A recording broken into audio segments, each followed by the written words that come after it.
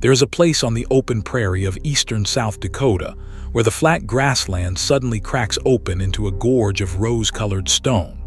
Walls of pink quartzite rise straight out of a clear creek, some of them 50 feet tall, glowing warm in the low November light.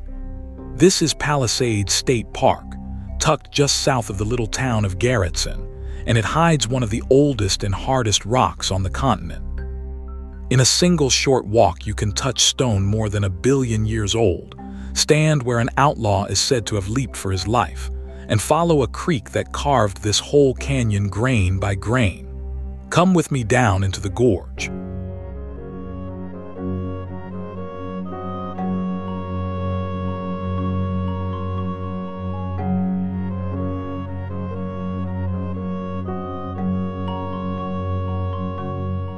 We are in Minnehaha County, in the far eastern edge of South Dakota, only a few miles from the Minnesota state line. The nearest town is Garretson, a quiet railroad community, and the park sits about 10 miles off Interstate 90. Around us, the land is the broad, rolling prairie of the northern Great Plains, and it looks utterly ordinary until the ground splits and drops away into rock. Split Rock Creek runs through the heart of the park, and everything here is built around its narrow, cliff-lined valley. At barely 435 acres, this is the second smallest state park in all of South Dakota, and yet it holds an astonishing amount of story.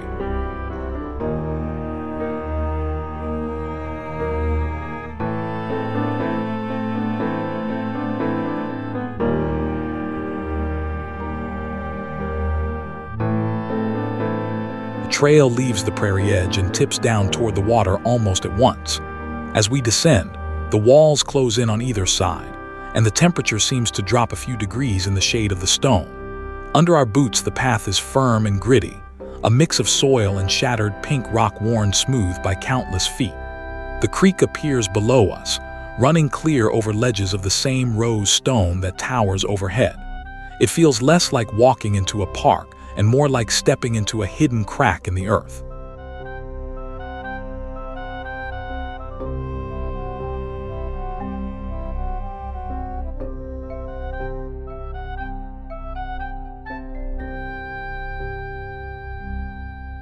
The cliffs that give this park its name are made of Sioux quartzite, and their color is the first thing that stops you. The stone ranges from a soft, dusky rose to a deep salmon pink, stained by tiny amounts of iron locked inside it. Along Split Rock Creek, these formations rise in stages, from flat shelves just above the water to sheer vertical walls a full 50 feet high. Early settlers called such a line of steep cliffs a palisade, after the tall wooden stockade walls of frontier forts, and the name stuck. Standing at their base and looking up, it is easy to see why.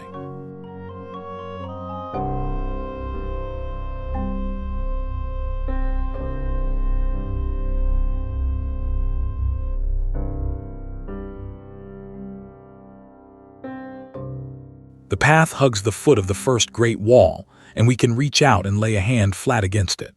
The rock is astonishingly hard and smooth, almost glassy where the weather has polished it, and cool to the touch. Streaks of pale green and gray lichen crust the surface, the only living thing tough enough to grip such bare stone. Here and there the wall is split by clean vertical cracks, as though sliced by a giant blade. This is not soft, crumbling sandstone. This is one of the most durable rocks on Earth.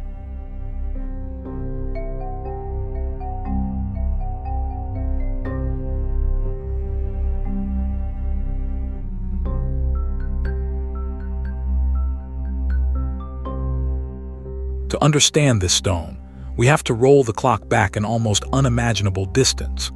Geologists estimate that the Sioux quartzite here is about 1.2 billion years old, far older than the dinosaurs, older than nearly all complex life. It began not as rock at all, but as vast sheets of clean sand, spread across ancient riverbeds and shallow seas by long-vanished waters. Over hundreds of millions of years, that sand was buried, squeezed, and heated deep within the crust. What you touch on these walls is a piece of the deep past, hardened almost beyond recognition.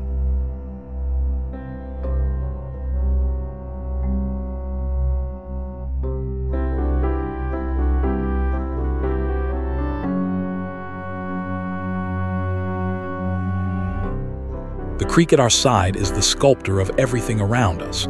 Split Rock Creek winds through the park and eventually joins the Big Sioux River to the south, and for ages it has been slowly slicing down through the quartzite. Because the stone is so hard, the creek cannot carve a wide, gentle valley the way it would in softer ground. Instead, it grinds out a narrow, steep-walled gorge, splitting the rock and leaving these dramatic cliffs on either hand. The name says it plainly. This is the creek that split the rock.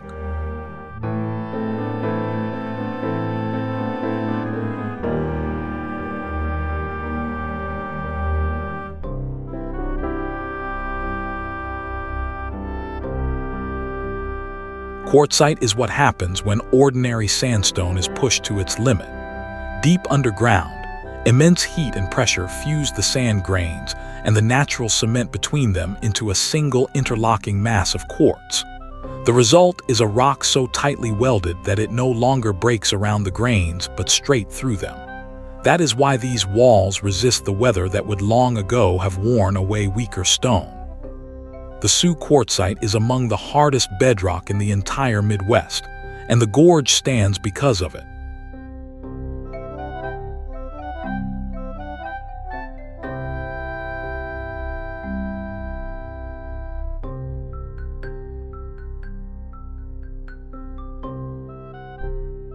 This gorge does not sit on flat ground, but on the flank of a great prairie highland called the Coteau des Prairies.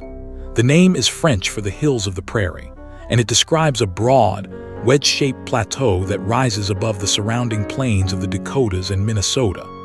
Ancient glaciers flowed around this high ground rather than over it, splitting apart and leaving the plateau standing between them. The tough Sioux quartzite forms the stubborn core that helped the Coteau survive the ice. Split Rock Creek has simply cut a slot down into that resistant highland.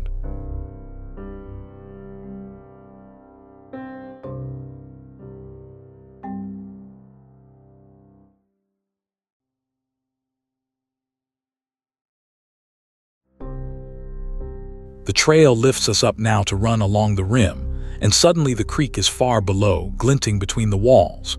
From up here you can see how the gorge twists and doubles back, a green ribbon of water threaded through pink stone. The prairie grass grows right up to the very lip of the cliff, and then simply stops where the rock drops away. It is a dizzying edge, with no railing and no warning, exactly as nature made it. We keep to the path and let the height do its quiet work on the stomach.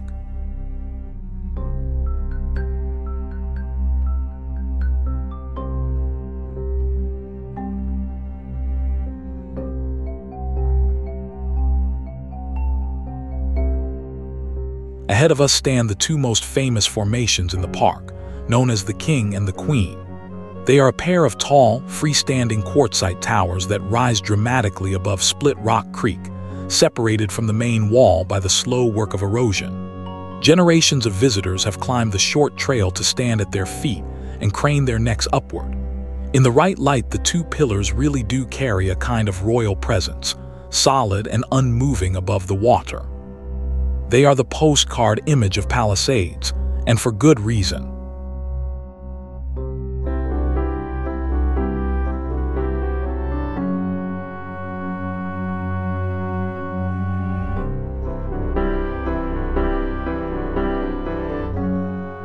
Standing directly beneath the towers, the scale of the place finally lands.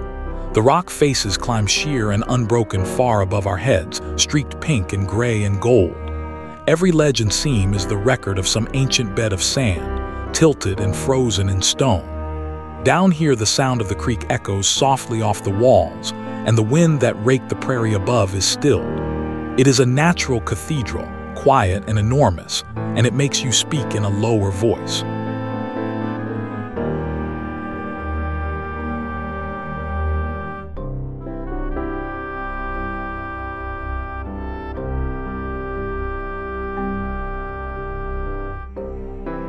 The very name Split Rock captures what the water has done here over the ages. Where the creek meets a band of especially strong stone, it does not flow around but cuts a clean, narrow channel straight through, leaving the rock cloven on either side. Early travelers and settlers saw these split walls and named both the creek and the surrounding country after them. Long before them, the native peoples of this land knew these landmarks well and moved among them for generations. A place this striking gathers names the way it gathers stories.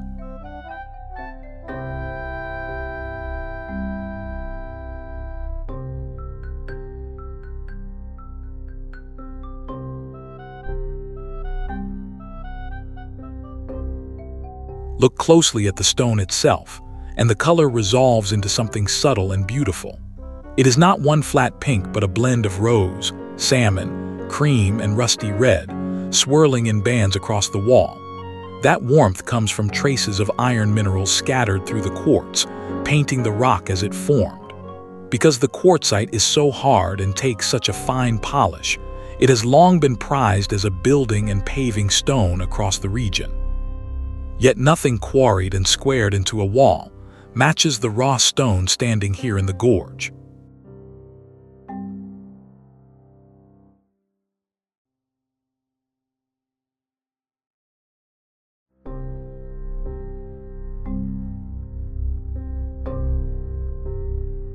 Long before it was a park, this land was and remains part of the homeland of the Dakota people.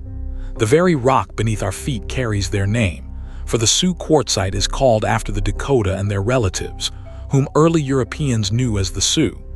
For countless generations, they lived across this prairie and knew these creeks, cliffs, and crossings intimately. The gorge would have been a landmark, a shelter, and a place of meaning, not merely a scenic overlook. To walk here is to move through a landscape that has been home to people for thousands of years.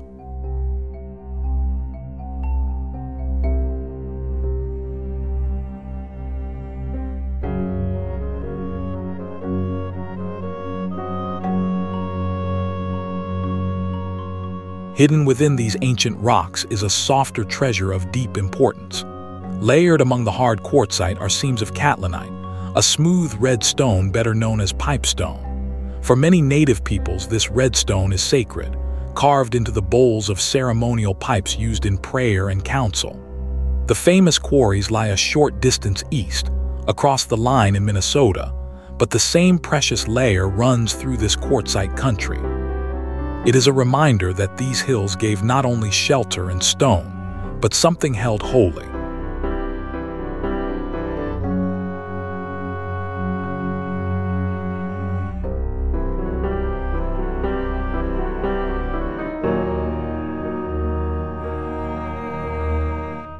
The path bends and carries us back down to the water's edge, into the cool heart of the gorge.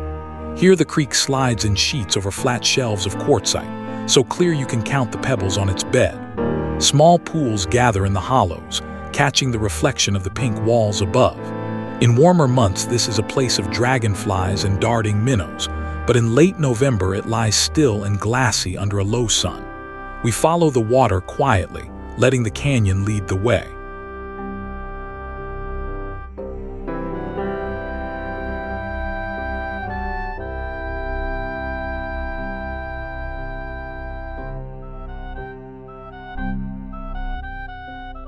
This gorge was not always so peaceful, for once a busy little town stood here. Pioneers began settling along Split Rock Creek in the 1860s, and in the 1870s, a large flour and feed mill was raised on the bluff.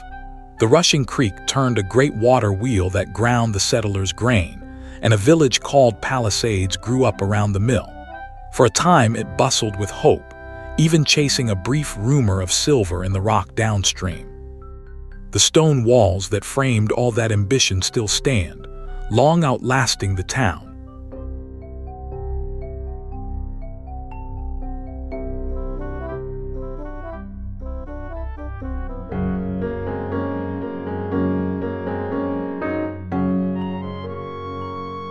The fortunes of the little settlement turned on the coming of the railroad.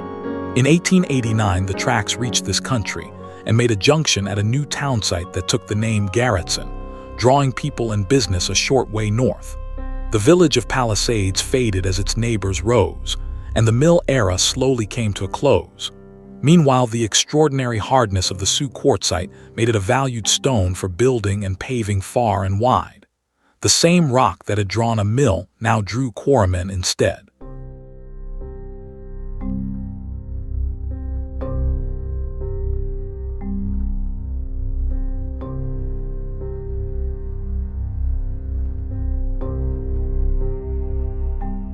One striking relic of that era still spans the creek near the park. In 1908, a steel truss bridge was built to carry travelers across Split Rock Creek, a graceful lattice of riveted iron arching over the water.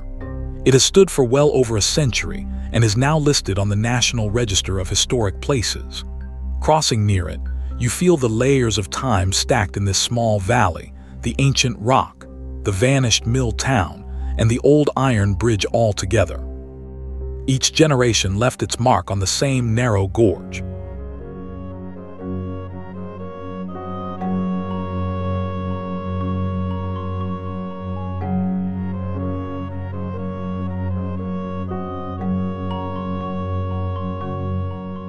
A short way from here, at the edge of Garretson, the Quartzite performs its most dramatic trick of all. There the same rock is split by a deep, narrow chasm called Devil's Gulch, a slot in the stone where the ground simply falls away to the creek far below. The gap is only about 18 feet across at its narrowest, but it drops steeply and sharply into shadow. It is a place that makes visitors instinctively step back from the edge, and it is the setting for the wildest legend this country tells.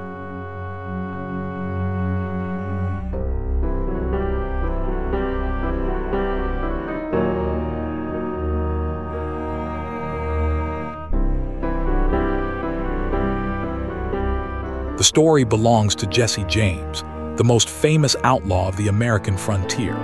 As the tale goes, James came galloping into this country with a posse hard on his heels and nowhere left to run. Reaching the yawning gap of Devil's Gulch, he is said to have spurred his horse and leaped clean across the chasm, landing on the far side and escaping his stunned pursuers. It is a scene worthy of a dime novel, and for well over a century, it has drawn the curious to peer down into the gulch. Whether it truly happened is another question entirely.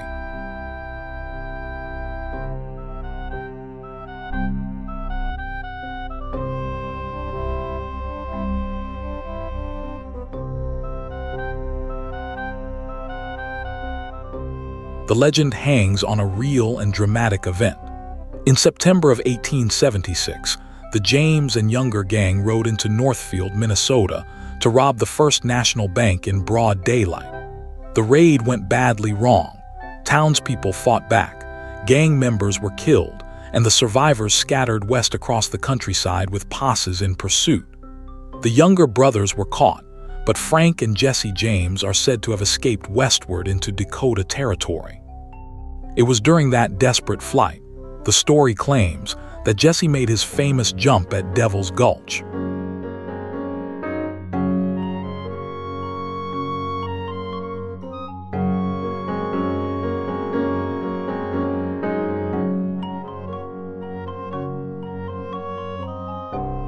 Historians have argued about that leap for as long as it has been told. Most doubt that any rider could truly clear the gap, and the details have surely grown taller with each retelling around the fire. And yet horses have been recorded jumping astonishing distances, so a few insist it was not impossible. The truth is lost in the same shadows that fill the bottom of the gulch. What is certain is that a real manhunt swept this country in 1876, and the land itself was wild enough to hide an outlaw.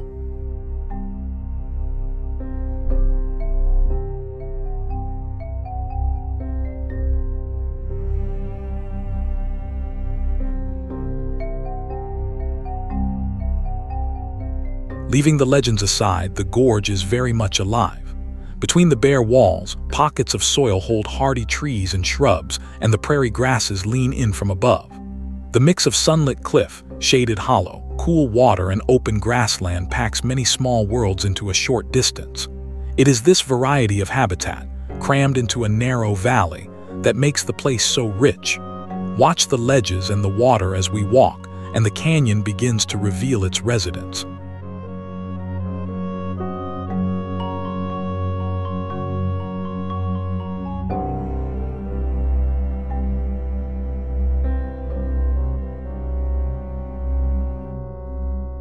For its size, this little park shelters a surprising amount of wildlife.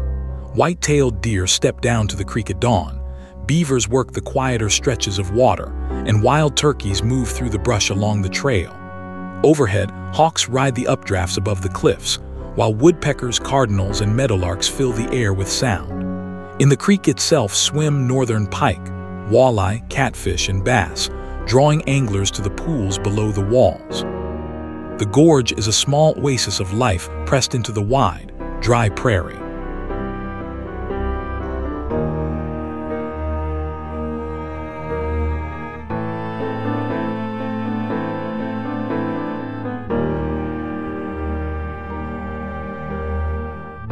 The path lifts us one more time out of the gorge and back onto the open prairie above.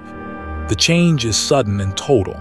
In a few steps, we go from shadowed rock to a wide sky and rippling grass to the horizon. This is the true face of the surrounding country, the rolling grassland of the eastern Dakotas. From up here, the gorge is invisible, just a thin, dark seam in the prairie, easy to walk right past. It is the perfect hiding place, which is part of what makes finding it feel like a secret.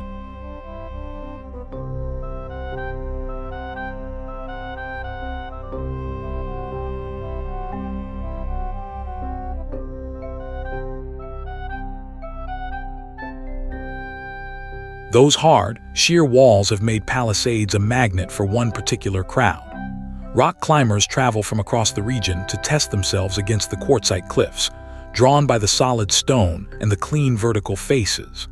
The same durability that lets the walls stand for 1 billion years also makes them dependable to climb, gripping a boot or a hand with confidence. On a fine day, you may see climbers strung along the rock like colorful beads, inching upward above the creek. Few places on the northern plains offer stone like this to climb.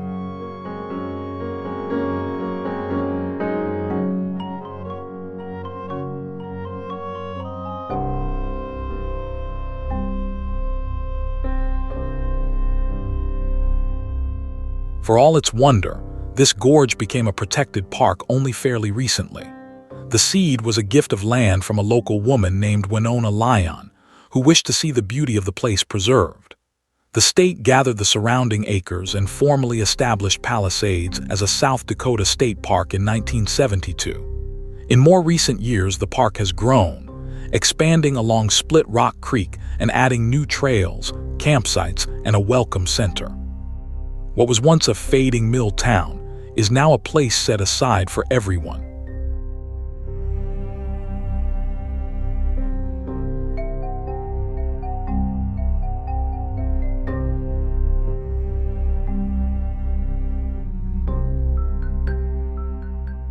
It is worth pausing on just how much this small park holds. At around 435 acres, Palisades is the second smallest state park in South Dakota, a place you can walk across in an easy afternoon. Yet in that little space it gathers billion-year-old stone, a carved gorge, rare sacred pipestone, a lost town, and a frontier legend. Great size is not what makes a landscape matter. Sometimes the deepest stories are folded into the smallest ground.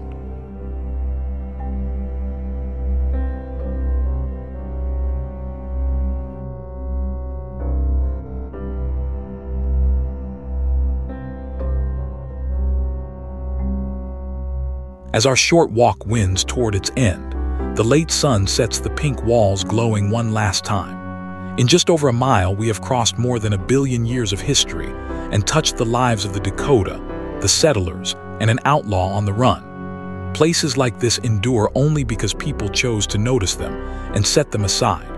The gorge asks nothing of us but to walk gently and look closely. In return, it hands over a whole world hidden beneath the flat and ordinary prairie.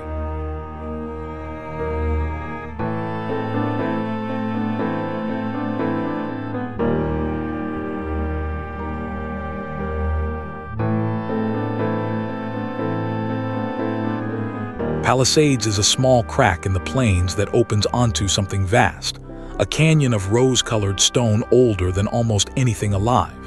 In a single short hike, we have met an ancient sea turned to rock, a creek that split it open, a homeland thousands of years deep, and a legend that refuses to die. Seek it out if you are ever near Garretson, walk the rim and the Creekside, and let this hidden gorge surprise you.